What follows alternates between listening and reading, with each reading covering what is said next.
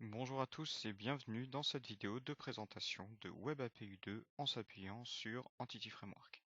L'objectif de cette vidéo sera d'exposer un web service REST en utilisant la technologie Web API et en s'appuyant sur le contexte d'accès aux données fourni par Entity Framework, le tout en C#.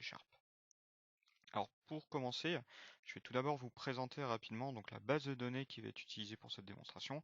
Ça va être la base de données Northwind, base de données de démonstration qu'on trouve sur Codeplex et qui nous permettra d'avoir un jeu de données et une structure pour aller à l'essentiel dans le cadre de cette présentation. Donc en l'occurrence, nous allons utiliser une des tables qui est fournie par notre base de données Northwind, la table Employees.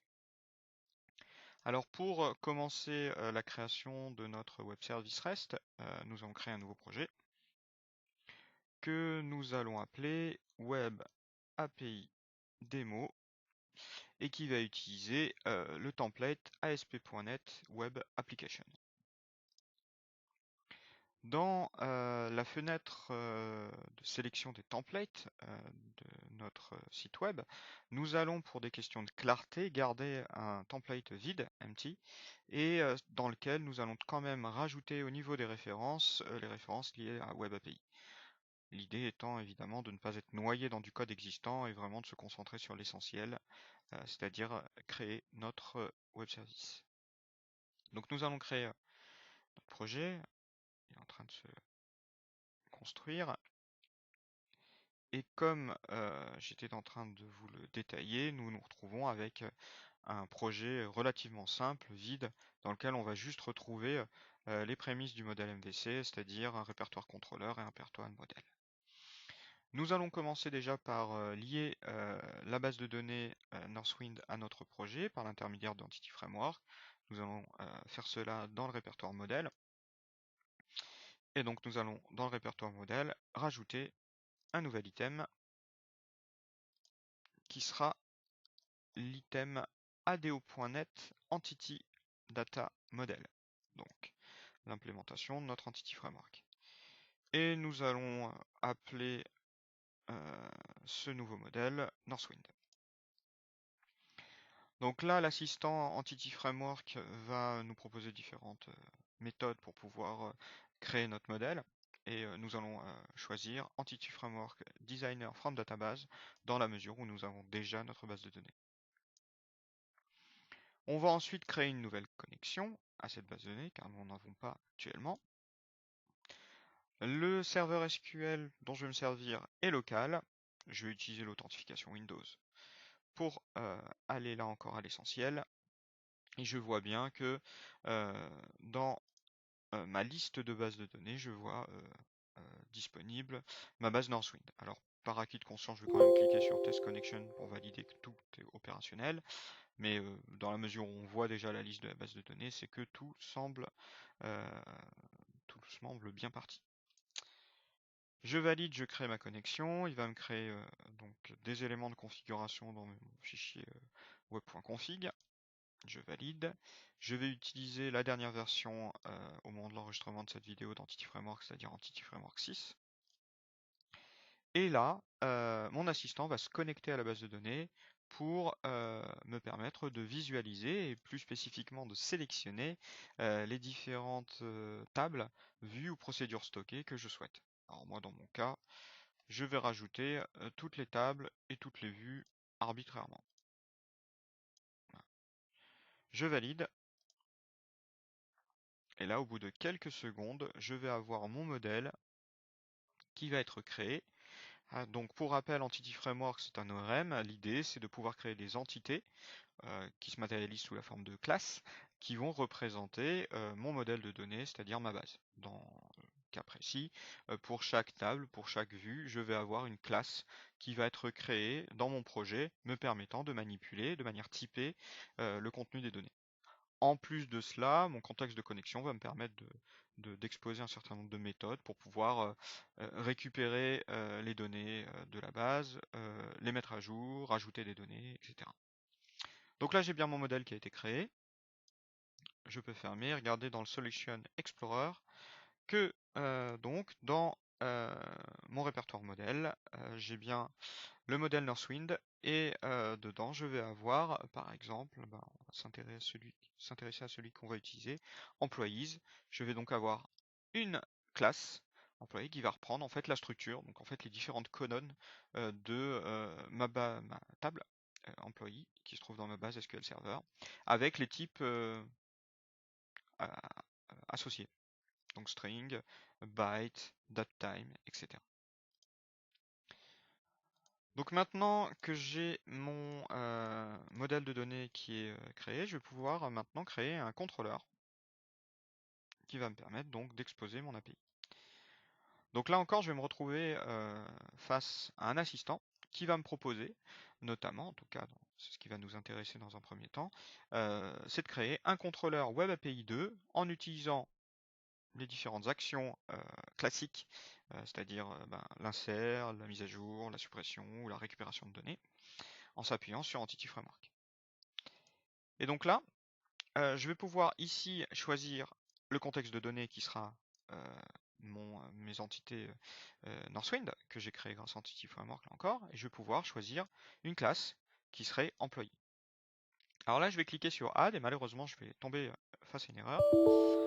C'est tout simple. Une fois que j'ai créé mon modèle entité framework, je vais devoir le compiler, faire un build une première fois pour pouvoir le récupérer dans mon assistant. Donc là, je vais annuler. Je vais simplement faire un clic droit sur mon projet, build.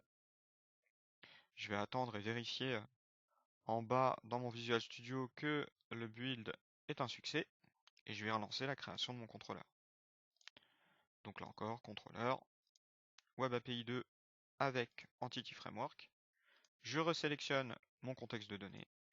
Je vais chercher les entités que je souhaite, Employees. Et je valide. Alors là, j'ai mon contrôleur qui est créé. Très bien. Mon contrôleur hérite des API contrôleurs. Et je vais avoir une instance de mon contexte d'accès aux données Entity Framework et un certain nombre de méthodes qui vont me permettre, dans un premier temps, de récupérer l'intégralité de ma table auprès de ma base, de récupérer plus spécifiquement un élément de ma table en s'appuyant sur un ID, en permettant de mettre à jour une fiche existante, toujours en passant un ID, en utilisant le verbe HTTP put en concurrence, on va dire, avec le verbe HTTP get qui est souvent de manière classique utilisé pour récupérer des pages web sur Internet, avec différents navigateurs par exemple. Je vais aussi avoir le mot-clé post, donc toujours un verbe HTTP qui va me permettre de rajouter une nouvelle ligne dans ma table, employees. Et puis pour finir, une méthode qui va me permettre de spécifier une fiche pour la supprimer. Et puis je vais avoir l'implémentation du pattern iDisposable, l'interface iDisposable qui va me permettre, si je le souhaite, d'utiliser des using sur sur l'exploitation en fait de ma classe. Donc maintenant que tout ceci est fait, je vais compiler et je vais voir ce que ça donne.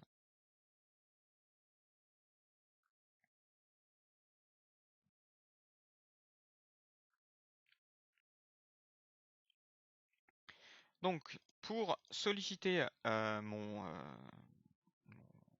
web service, je vais retourner au niveau du code dans Visual Studio et je remarque qu'au niveau du commentaire, à côté du verbe, était spécifié un chemin, API/employees. À quoi correspond ce chemin? Il correspond en fait à la méthodologie MVC de routage avec au niveau du fichier appstart web API config des routes qui sont configurées indiquant en fait une sorte de modèle d'accès aux données, modèle qui par défaut se présente sous la forme du mot-clé API slash du nom du contrôleur et puis éventuellement des ID. On voit là que l'ID est potentiellement optionnel. Donc ça sous-entend que dans la mesure où j'ai créé un contrôleur qui s'appelle employee, et ben pour solliciter mon web service, je vais donc utiliser API/employee. Je vais copier ce chemin et je vais le coller dans mon site. Alors mon site retournait une erreur par défaut, tout simplement parce qu'il n'y a pas de fichier par défaut dans mon projet. J'ai fait vraiment un projet vide, donc pas de page par défaut. Donc là, en sollicitant mon web service, j'observe deux choses. Premièrement, que j'ai une erreur, et deuxièmement, que ça me renvoie du XML. Alors moi, pour faciliter la consommation, notamment sur les applis mobiles, je vais plutôt préférer l'utilisation du JSON, plus léger en termes de poids. Donc, je vais commencer par passer tout ça en JSON. Alors pour pouvoir passer tout ça en JSON, je vais prendre juste une petite anti-sèche pour aller plus vite. Voilà. Et je vais, au niveau de mon fichier de config, ici, indiquer, il faut d'abord que j'arrête le debug, indiquer que je veux prendre en compte un header, donc la classe n'est pas pris en compte par défaut, donc je vais rajouter le using correspondant, donc system net http headers, pour renvoyer en fait mon texte en texte HTML pour activer le JSON. Donc je vais valider. Donc il va changer l'entête en fait de mon document de réponse. Donc je vais de nouveau aller sur API Employees et j'ai maintenant toujours la même erreur, mais en JSON.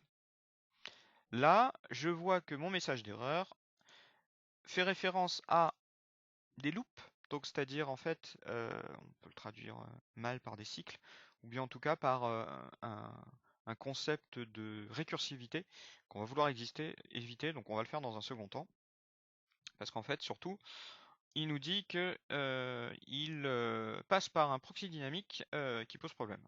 Donc qu'est-ce que c'est le proxy dynamique et quel est le problème général?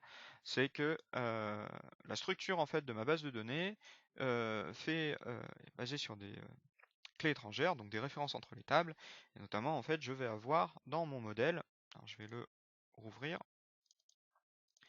ma table employees qui fait référence à elle-même. Je la trouve ici, et là je vois que j'ai un lien de employees vers employees. On le voit aussi au niveau des clés étrangères, donc en fait pour chaque employé je vais avoir potentiellement son manager ou son assistant qui sont référencés directement, qui sont en lien direct. Et ça, en termes de récursivité, le système par défaut de Web API, et notamment le mécanisme de sérialisation qui va être utilisé, va avoir de la difficulté à extraire les données et à les sérialiser de manière efficace. Donc, pour pouvoir résoudre ce problème, au niveau de notre contrôleur, on va, sur la classe correspondante, rajouter un constructeur. Voilà, donc moi je le fais par le biais de l'outil JustCode de Telerik, mais vous pouvez le faire à la main évidemment. Et je vais, pour ce contrôleur, désactiver l'utilisation du proxy et du préchargement de données. Donc là, l'idée étant qu'on va moins exploiter les capacités d'Entity Framework pour pouvoir se contenter de récupérer juste la ligne correspondante à ce que je sollicite, ou les lignes dans le cas de la liste. Mais pas forcément parcourir en fait toutes les dépendances des données et les précharger, ce qui était tenté par défaut. Donc je relance mon site. Je vais de nouveau sur mon API Employees. Et là, si je regarde mon erreur, exception message, self-referencing loop detected with type web API demo models employee, je n'ai plus de problème de proxy. Donc, je peux maintenant me concentrer sur cette histoire de récursivité de données. Et pour pouvoir faire ça, je vais tout simplement désactiver au niveau, toujours arrêter le debug, je vais désactiver la prise en compte des données récursives. Donc ça, je vais le faire de nouveau dans le fichier de config général Web API en sollicitant la méthode serializeSettings, référence loop handling et en lui indiquant d'ignorer en fait, les loops. Donc, je vais juste, pour des questions de lisibilité, renvoyer à la ligne pour que ça soit plus simple pour vous de récupérer le code. Et je vais compiler de nouveau.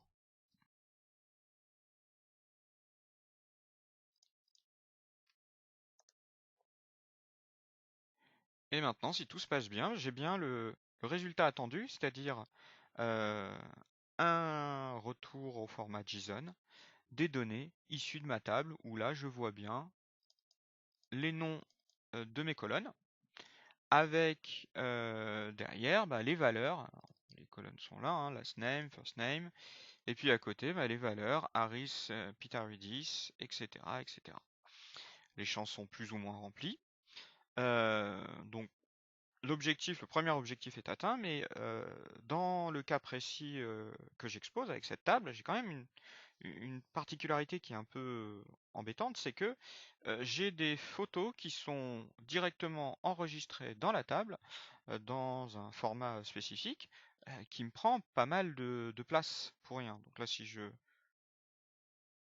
navigue, hein, je vois que toutes ces données-là, c'est une photo, et dans mon cas, j'en ai pas forcément besoin. En plus, ça surcharge de manière vraiment très importante ma page. Donc ce que je vais faire, c'est que je vais personnaliser mon rendu pour pouvoir récupérer uniquement ce que je veux. Donc dans ce contexte, qu'est-ce que je vais pouvoir faire? Je vais pouvoir aller directement sur la méthode, par exemple la méthode employees, qui me renvoie les données, et je vais lui dire derrière, au lieu de renvoyer la le modèle en s'appuyant sur la classe employees, donc qui s'appuie sur la table complète, je vais utiliser link en faisant un select, en utilisant une expression lambda et en créant un type anonyme à la volée. Et là, je vais lui dire que je veux juste récupérer le first name et le last name. Alors, Visual Studio m'indique qu'il y a une incohérence dans ce que je suis en train de dire, parce que je suis en train de renvoyer un type anonyme basé sur deux champs, alors que ma classe, enfin ma méthode, excusez-moi, sous-entend que je vais renvoyer donc une requête basée sur le modèle de la classe employees. Donc ce que je vais faire, c'est qu'au lieu de renvoyer employees, je vais renvoyer simplement un objet et je vais recompiler.